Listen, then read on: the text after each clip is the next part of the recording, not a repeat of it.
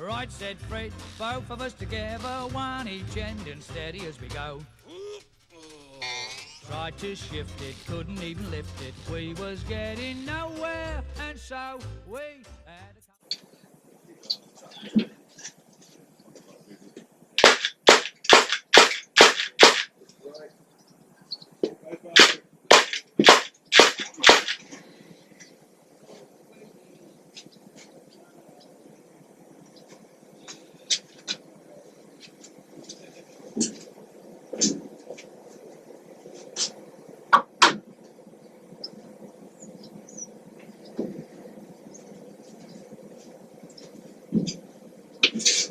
It's stuck.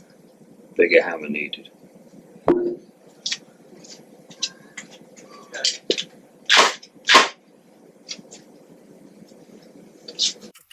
Right, said Fred, give a shout for Charlie. Up comes Charlie from the floor below.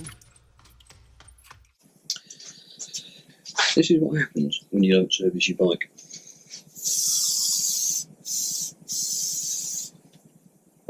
It gets very dirty and things stick together. After straining, even and complaining, we was getting nowhere, and so we had a cup of tea, and Charlie had a think, and he thought we ought to take... Do you know what? The bottom bracket actually doesn't feel too bad. But because I've gone to the expense of ordering a new one, I will replace it anyway.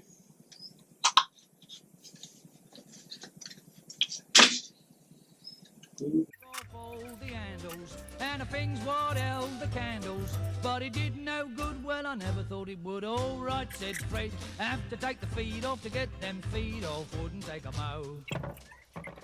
It's a big hammer. Took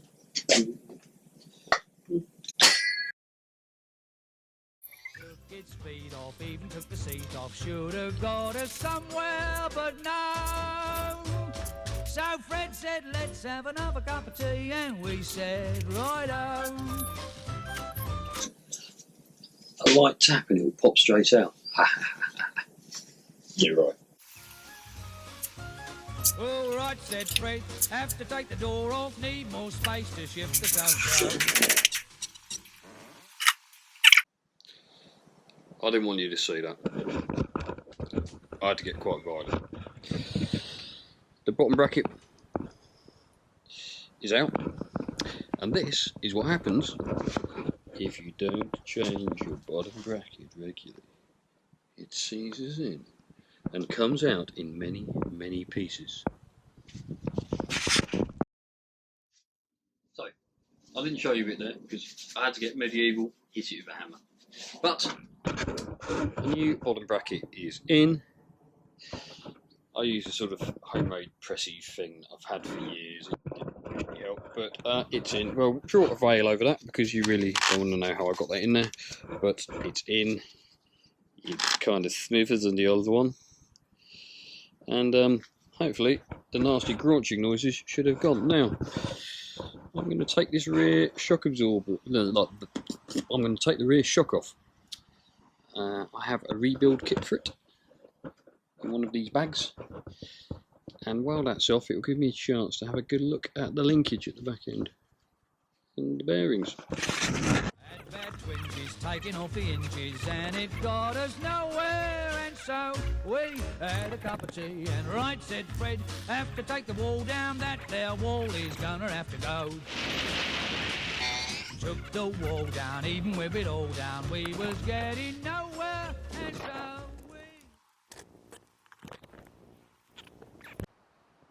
So, the pivots are all done. Got much nicer movement now. No creaks, no rattles, no bangs. We are back in. Bottom bracket train set.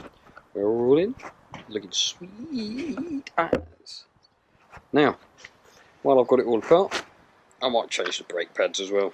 I've been running Uber Components semi-sintered pads for a little while, which are fine. Brakes have always been a bit disappointing, so I've got some of these, found some of these in the box of bits that I've never fitted. Nuke-proof semi-metallic pads, which should give me a better initial bite. So we'll pop them in, see how we go. Oh. So, in part 1 we have fixed sticky pivots, changed the knackered bottom brackets, cleaned some of the dirt off, taken the shock off. That's it for today because it's nearly my tea time.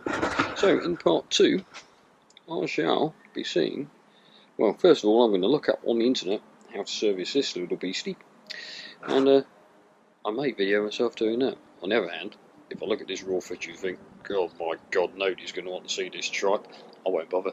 Okay, see you for now.